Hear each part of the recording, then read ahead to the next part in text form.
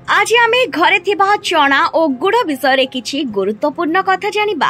10टी आश्चर्य प्रकार लाभ पाइबा पई भजा चना सहित गुड़र सेवन करंतु। भजा चना एमिति भी शरीर पई बहुत लाभदायक। यार सेवन जदि गुड़ सहित करा जाए तेबे चार चांद लागि जाए। यह एते पवित्र जे एहाकु हिंदू धर्म रे शुक्रवार दिन गुड़ सहित प्रसाद रूप रे प्रभु को दिया जाइथाय।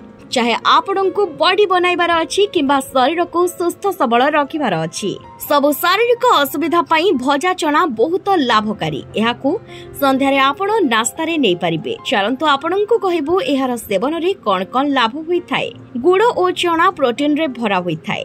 याकु मसल और बॉडी को मजबूत करिबारे सहायता करिथाय। स्त्री हेउ कि पुरुष समस्तंकु एहार सेवन प्रत्येक दिन करिबार अछि। गुड़ और चना रे जिंक मिले जहा त्वचा रे निखार आनी थाए। गुड़ और चना खाइले शरीर मेटाबॉलिज्म कम हुई थाए, जहा शरीर मोटापण को कमाई थाए। गुड़ और चना खाइले पचन शक्ति मजबूत होई थाए, कारण एथिरे फाइबर भरपूर मात्रा रे थाए। गुड़ और चना सेवन प्रतिदिन कले स्मरण शक्ति मध्य वृद्धि पाई थाए। गुड़ और चना रे फॉस्फोरस थाए, जहा द्वारा दांत मजबूत रुहे। बयस हेला जाए गोटे भी दांत पड़े नाही। गुड़ और चना खाइले आपनको हार्ट प्रॉब्लम हुएनी। गुड़ और चना खाइले हाड़ मजबूत हुए। परिस्रागत समस्या देखा दिए नाही। चना और गुड़ खाइले कोष्ठ रोगरु भी आराम मिली थाए।